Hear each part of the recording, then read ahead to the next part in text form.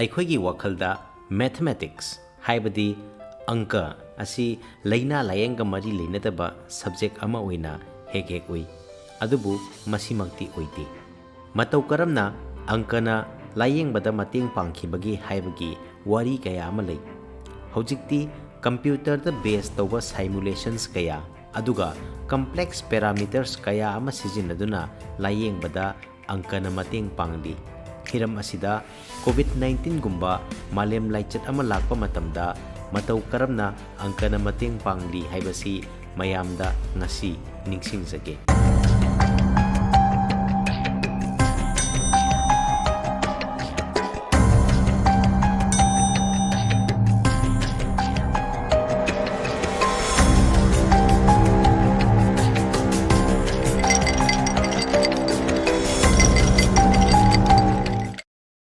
ꯃꯇꯧ ꯀꯔꯝꯅ ꯑꯪꯀꯅ ꯂꯥꯌꯦꯡꯕꯗ ꯃꯇꯦꯡ ꯄꯥꯡꯈꯤꯕꯒꯦ ꯍꯥꯏꯕꯒꯤ ꯋꯥꯔꯤ ꯀꯌꯥ ꯑꯃ ꯂꯩ꯫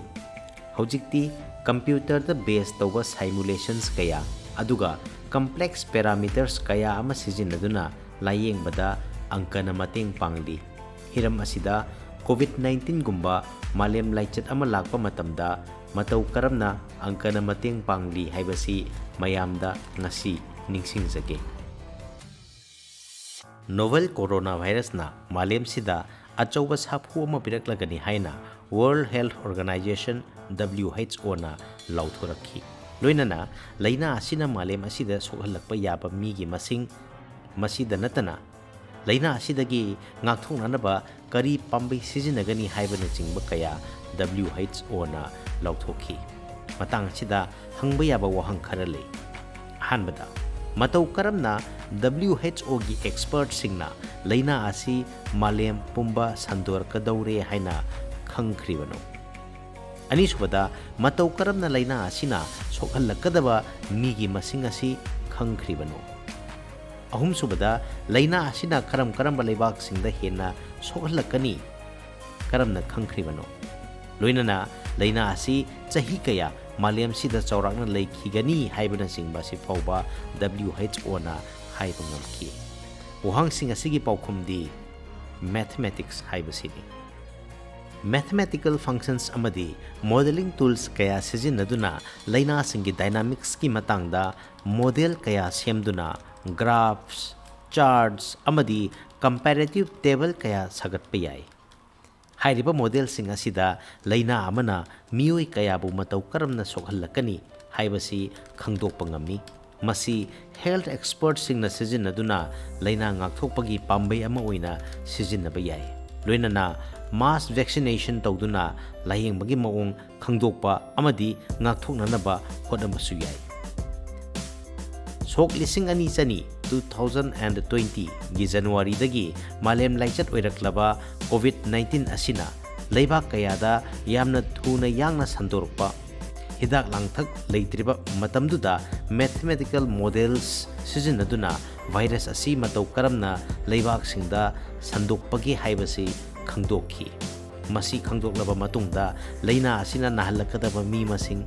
ꯁꯤꯍꯜꯂꯛꯀꯗꯕ ꯃꯤ ꯃꯁꯤꯡ, ꯂꯣꯏꯅꯅ ꯃꯥꯂꯦꯝꯁꯤꯗ ꯂꯩꯔꯤꯕ ꯀꯔꯝꯕ ꯂꯩꯕꯥꯛꯇꯅ ꯈ꯭ꯋꯥꯏꯗꯒꯤ ꯑꯀꯟꯕ ꯁꯥꯐꯨ ꯄꯤꯕ ꯉꯝꯒꯅꯤ ꯍꯥꯏꯕꯅꯆꯤꯡꯕ ꯄꯨꯝꯅꯃꯛ ꯐꯣꯔꯀꯥꯁꯠ ꯇꯧꯈꯤ꯫ Institute of Health Metrics Evaluation (IHME)ꯅ ꯃꯥꯔꯆ 2020ꯗꯒꯤ ꯀꯣꯔꯣꯅꯥ ꯚꯥꯏꯔꯁꯀꯤ ꯃꯇꯥꯡꯗ ꯂꯦꯞꯄ ꯂꯩꯇꯅ ꯊꯤꯖꯤꯟ ꯍꯨꯝꯖꯤꯜꯂꯛꯂꯤ꯫ IHME ꯅ ꯂꯩꯕꯥꯛ ꯀꯌꯥ ꯑꯃꯗ ꯃꯦꯊꯃꯦꯇꯤꯀꯦꯜ ꯃꯣꯗꯦꯜ ꯑꯃꯗꯤ ꯁꯥꯏꯟꯇꯤꯐꯤꯛ ꯀꯝꯄ꯭ꯌꯨꯇꯤꯡꯗ ꯃꯇꯦꯡ ꯄꯥꯡꯗꯨꯅ ꯂꯩꯕꯥꯛ ꯈꯨꯗꯤꯡꯃꯛꯀꯤ ꯗꯦꯇꯥ ꯀꯂꯦꯛꯁꯟ ꯇꯧꯗꯨꯅ ꯀꯣꯚꯤꯗ-19 ꯄꯦꯟꯗꯦꯃꯤꯛꯀꯤ ꯇ꯭ꯔꯦꯖꯦꯛꯇꯣꯔꯤ ꯑꯃ ꯁꯦꯝꯗꯨꯅ ꯊꯝꯃꯤ꯫ ꯃꯦꯊꯃꯦꯇꯤꯀꯦꯜ ꯃꯣꯗꯦꯜ ꯍꯥꯏꯕꯁꯤ 1920ꯁꯇ ꯋꯤꯂꯤꯌꯝ ꯑꯣ. ꯀꯔꯃꯦꯛ ꯑꯃꯗꯤ A.G. ꯃꯛꯀꯦꯟꯗ꯭ꯔꯤꯛ ꯑꯅꯤꯅ ꯁꯦꯝꯕ ꯍꯧꯔꯛꯈꯤ꯫ ꯃꯈꯣꯏ ꯑꯅꯤꯅ ꯃꯤꯑꯣꯏ ꯈꯔ ꯏꯟꯐꯦꯛꯁꯟ ꯇꯧꯍꯜꯂꯒ ꯀꯦꯇꯦꯒꯣꯔꯤ ꯑꯍꯨꯝ ꯊꯣꯛꯅ ꯈꯥꯏꯗꯣꯛꯈꯤ: ꯁꯁꯦꯞꯇꯦꯕꯜ, ꯏꯟꯐꯦꯛꯇꯦꯗ ꯑꯃꯗꯤ ꯔꯤꯀꯚꯔꯗ ꯍꯥꯏꯕꯁꯤꯅꯤ꯫ ꯍꯥꯏꯔꯤꯕ ꯀꯦꯇꯦꯒꯣꯔꯤ ꯑꯍꯨꯝ ꯑꯁꯤ ꯃꯈꯣꯏꯅ ꯃꯦꯊꯃꯦꯇꯤꯀꯦꯜ ꯒ꯭ꯔꯨꯞ ꯑꯣꯏꯅ ꯔꯤꯄ꯭ꯔꯖꯦꯟꯠ ꯇꯧꯈꯤ꯫ ꯃꯈꯣꯏ ꯑꯅꯤꯅ ꯍꯥꯏꯔꯤꯕ ꯒ꯭ꯔꯨꯞꯁꯤꯡ ꯑꯁꯤꯗ ꯗꯤꯐꯔꯦꯟꯁꯤꯌꯦꯜ ꯏꯀ꯭ꯋꯦꯁꯟꯁ ꯁꯤꯖꯤꯟꯅꯗꯨꯅ ꯐꯤꯖꯤꯀꯦꯜ ꯀ꯭ꯋꯥꯟꯇꯤꯇꯤ ꯑꯃꯗꯤ ꯔꯦꯠ ꯑꯣꯐ ꯆꯦꯟꯖ ꯑꯅꯤꯒꯤ ꯔꯤꯂꯦꯁꯟꯁꯤꯞ ꯑꯃ ꯁꯥꯒꯠꯈꯤ꯫ ꯍꯥꯏꯔꯤꯕ ꯀꯔꯃꯦꯛ-ꯃꯦꯀꯦꯟꯗ꯭ꯔꯤꯛ ꯏꯀ꯭ꯋꯦꯁꯟ ꯑꯁꯤꯅ ꯑꯄꯤꯕ ꯃꯇꯝ ꯑꯃꯗ karamba population gi sarukna karamba category da changlaktuna category adugi maong matau ohelakpa olhalakpa ngami haibase khangdokhi aduga makoina SIR haibadi susceptible infected recovered hairiba model asi sijinaduna laina ama sandokpigi maong asi predict toba ngamkhi matam asidagini mathematical model sijinaduna public health care da ahomba kaya ama malem sinthungna lakribasi hujikti mathematical model kaya marum leire loinana anuba maongi calculation kaya ama su sem saduna leire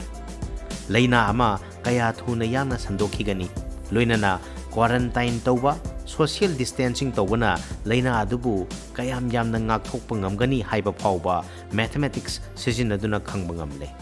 loinana leibak ki government na medical equipments ICU beds ventilators na chingba semba saba laibada sel kaya thadagadage haiba phawba model sijinaduna hotli ngasigi video asi kamdobagi haibadu comment section da soidana haibirau loinana channel asibu subscribe to widriba oiragadi subscribe to biramu miyam hubna khaminasi video asibu share to biu mathangi video da anoba hiram amaga suksoi soidana laksage science talks manipur thagatchari